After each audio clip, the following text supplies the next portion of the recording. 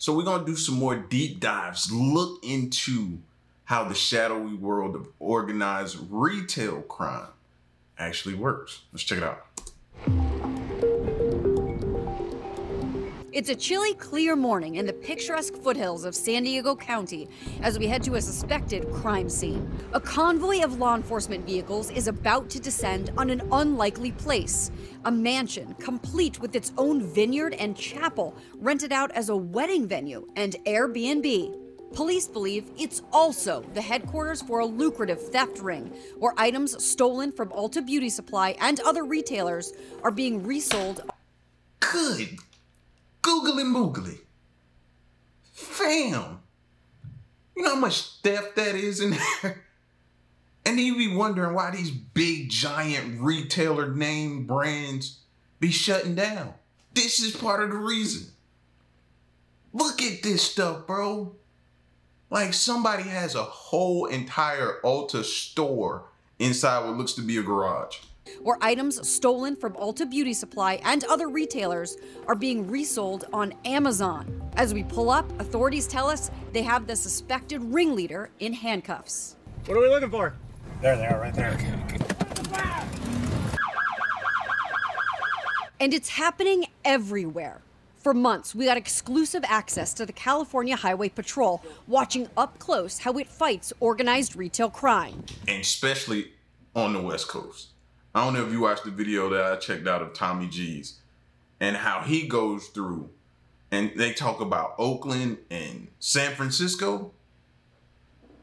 You ain't got to worry about me going over there, fam. It ain't even worth it.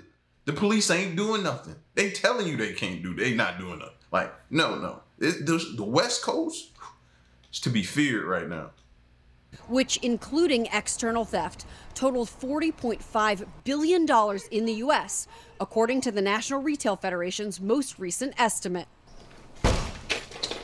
The fight is constant. On another day, in another California city, we see more truckloads of what police say is stolen clothing, mostly from TJ Maxx, plus cleaning and beauty supplies. Hands on your head. The California Highway Patrol is also California's state police. Sean Dorey is commissioner of the California Highway Patrol, which has seen a 170% increase in arrests for organized. 170. This is a full-time job. Then they got to dedicate a whole entire department, team, task force, organization, whatever the three letters they want to use to call it.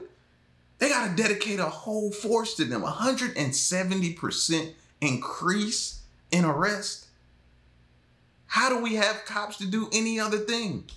Organized retail crime in 2023 over the previous year. The public's had enough. I think retailers have definitely had enough. They've been victimized enough. And at this point, law enforcement's had enough. While organized retail crime is getting more attention from the public, retailers, and lawmakers, there's debate about if it's actually increasing. Retailers specifically pointing to theft as a growing problem in recent years include Target, Foot Locker, Walgreens, and Ulta. But few quantify the impact or offer many details, raising questions in the industry about whether retailers are using the attention around theft to cover their own operational missteps.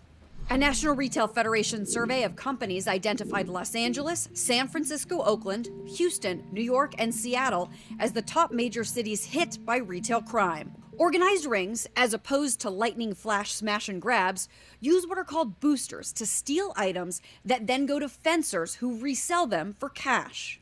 I think people feel like it's hopeless. You know, nobody's going to do anything. I want the retailers and the victims. No, they don't feel like it. They know nobody's going to do anything. If you've seen some of the news reports or you've seen some of the videos where reporters catch up to people actually stealing in the act, they're not running, they're not scrambling, they're not worried about the cops. They just walking off stealing something out of a store. And then the reporter asked him, he said, why? He said, why not? It's because it's San Francisco. The arrogance in knowing that nothing's going to happen to them. What? The cops stop them, say, give me the stuff you stole, go about your business. What is that going to do? These thieves know that nothing is going to happen to them. So why would it ever change? What's going to have to happen is these retailers, brick and mortar is pretty much over, right? having an overhead, having an actual brick and mortar shop, that's pretty much over with. If I'm them, I'm looking at strictly going completely online.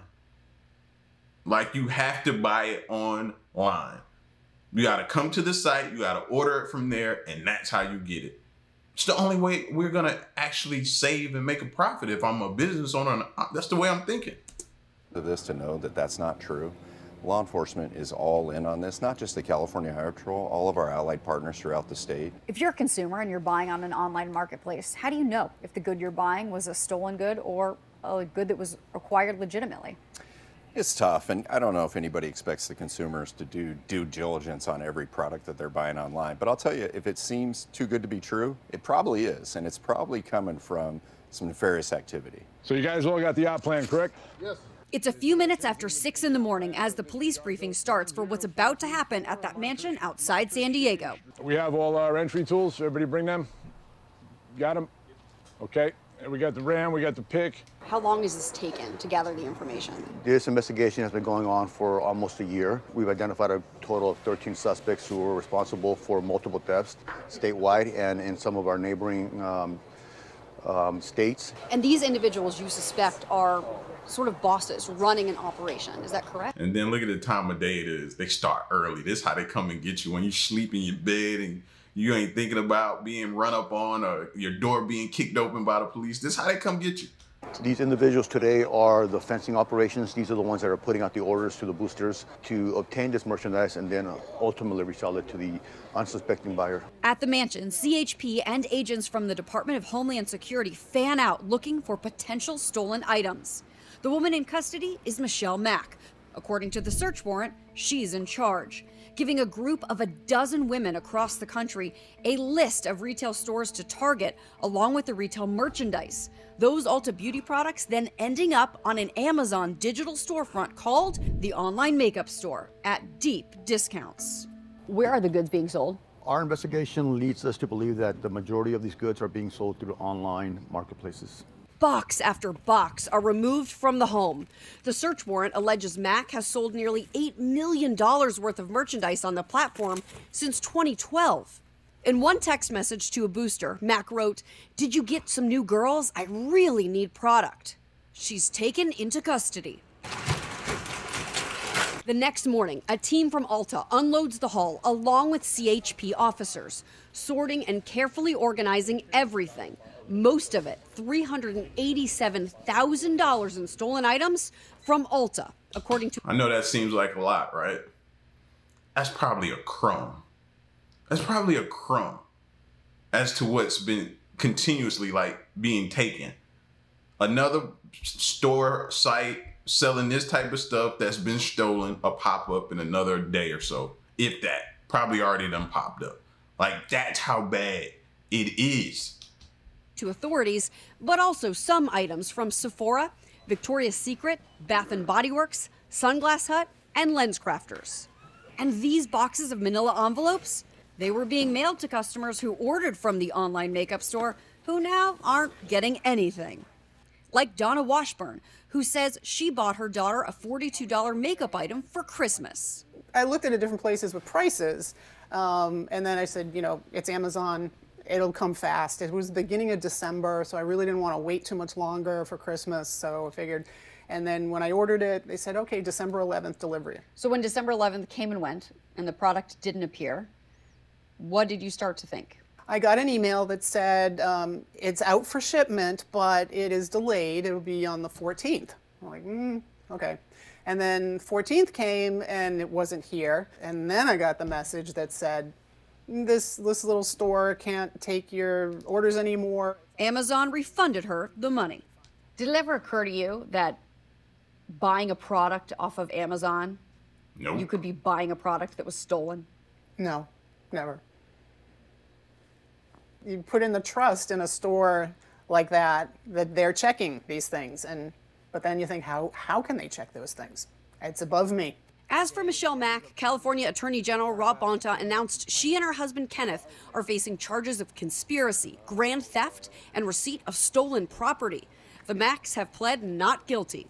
7 others connected to the ring were also charged. This is a multi-million-dollar criminal scheme It was complex, it was orchestrated. The crimes occurred from the West Coast to the East Coast in this country. Bonta tells us this case shows more needs to be done to root out stolen items being sold online. This Amazon marketplace site called the Online Makeup Store that was selling the stolen goods year after year, and it wasn't detected. You have to ask yourself, what more can we do, should we do, to make sure that incidents like this don't occur in the future? That's the right thing to ask. I think they have the ability to root out more sales of stolen goods on their platform, and should ask themselves, what more could they have done here, and what more can they do going forward? We asked Lisa Labruno, Senior Executive Vice President of the Retail Industry Leaders Association, how this could happen. You're going to have to ask Amazon that question, Courtney. You know, how is it that someone is able to sell that large a quantity of product? And I'm going to guess, I don't know the particular case that you're talking about, but I'm going to guess that it was the best sale ever of that Ulta Beauty product, right? It's clear to the industry, the retail industry, that the online marketplaces either don't have the stopgaps in place to proactively identify product that's stolen, that's being sold on their marketplaces, or they don't want to. That's fine.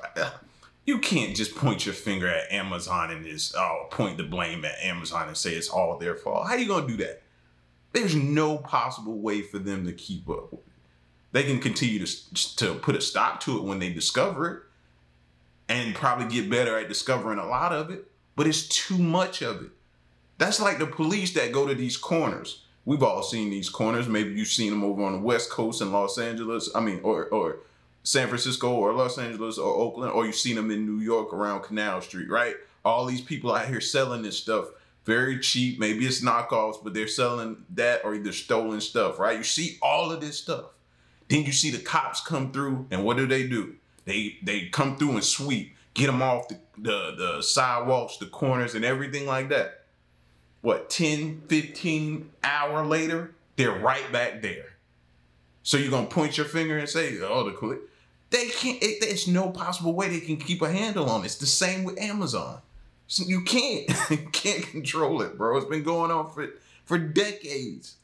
Congress passed the Informed Consumers Act last year to address situations like this by requiring online marketplaces to obtain information from high-volume third-party sellers as a way to identify possible stolen, counterfeit, or unsafe merchandise. So if you're Amazon, should you have had some kind of an algorithm that flagged it, even if all of the rest of the business appeared legitimate? This is not just about Amazon.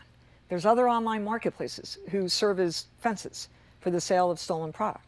But I don't see the online marketplaces raising their hand and saying, we acknowledge that this is dirty money. Labruno says the issue will get worse as organized retail theft is a significant problem on the rise. The online marketplaces, they profit from the sale of stolen goods. And last time I checked, none of them were raising their hand to say, here, retailer, you can have it back. Retail CEOs have been largely mum about organized retail crime, but Ulta Beauty CEO Dave Kimball spoke to us about the issue. Well, we're taking ownership of it, and we are taking a lot of action. This is a top priority for me, primarily because of the safety and security risk that it brings to our team. He says Ulta stores around the country have been targeted, with the company locking up fragrances and bolstering security. We invested in fixtures that make it harder for these thieves to come in and just swipe the shelf clean in seconds and walk out the door. We invested in training for our team to help them during the event and to deal with some of the trauma that these events can bring. Say what? Come again? So you want me to apprehend this suspect? How much you paying me again? Ain't no way. No, I'm not finna try to apprehend, stop, nothing. I might yell and say, hey man, stop that. It's about as much as you might get out of me. Ain't no way you paying me enough to put my life on the line for some fragrances or any other type of items, electronics, or whatever a store is trying to get me to do. Not happening. We invested in technology and other tools that allow us to, through cameras and trackers and other things that allow us to bring more insights into what's going on in the marketplace. Are you shocked by the sheer volume that One Ring could have been doing over more than a decade? Well, unfortunately, I'm not that shocked because we've seen it in other parts of the country. The magnitude of this one is significant, but this is what's happening. And this is the environment in which we're operating. The network that she had built across the country was impacting multiple stores. And so by eliminating that, it's a step. But unfortunately, I know there's others that are out that are just like that. In this particular case, much of it was being sold on Amazon for over a decade. Are online marketplaces a bigger part of this problem? Well, I'd say it's a big part of the challenge that we face is that there has grown over the last several years an ease of distribution of stolen goods. You used to have to sell stolen goods at flea markets or out of the trunk of your car, or maybe just locally. Now you have more sophisticated tools to have a broader reach across the country or even internationally. Kimball says more can be done to ensure stolen merchandise doesn't end up for sale online. Everybody that sells online products should be committed to ensuring that nothing that they sell is stolen goods. I can tell you with 100% certainty, nothing that we sell at Ulta.com or any online platform is product that's been stolen from another retailer. What do you think, in this case, as we're speaking of in California, that Amazon could have done to know that these were stolen goods if it was operated as a third-party marketplace where Amazon never saw or touched any of these items? Yeah, I'm not going to comment specifically about that case or what any individual company could do. What I would say more broadly is there is technology available. There's use of advanced analytics and data capabilities to try to understand behaviors that are indicative of reselling stolen goods. And when they're sold at scale at online marketplaces, this is not some individual that bought too many lipsticks and they want to resell it. Amazon declined an on-camera interview, but a spokesperson said we invest more than $1 billion annually and employ thousands of people to fight fraud. The company says it uses sophisticated detection and prevention solutions, allowing us to quickly spot a range of organized retail crime schemes. So there you have it. They telling you, bro. That's how much this whole operation, this type of crime has grown. There's no way they can keep a handle on all of this happening so much. You want to do something to help out? How about these stores, these retailers have competitive prices? Then people, when they go to click on your website to buy something that they seen you advertise on TV or online or something, when they click on it, they buy it from you instead of going and look for a cheaper price. Be competitive. Be cheaper. That'll keep them on your site. They don't gotta go nowhere else. The company also has referred thousands of ORC bad actors to law enforcement, resulting in arrests, product seizures, and recoveries. It says it's untrue that the company is profiting from the sale of stolen goods. Despite all these measures, in this case, Amazon acknowledged we did not receive signals to identify the seller was engaged in selling stolen goods. Sephora and Bath & Body Works declined to discuss the case. Victoria's Secret, Sunglass Hut, and LensCrafters didn't respond to our request for comment. And it's not just the online marketplaces where authorities say stolen items frequently end up. Wheeler's up. I want a map drawn of the house, separated into two groups, and then we can start loading. This is the police department. We have a search warrant for the residents. In San Jose, California, another case.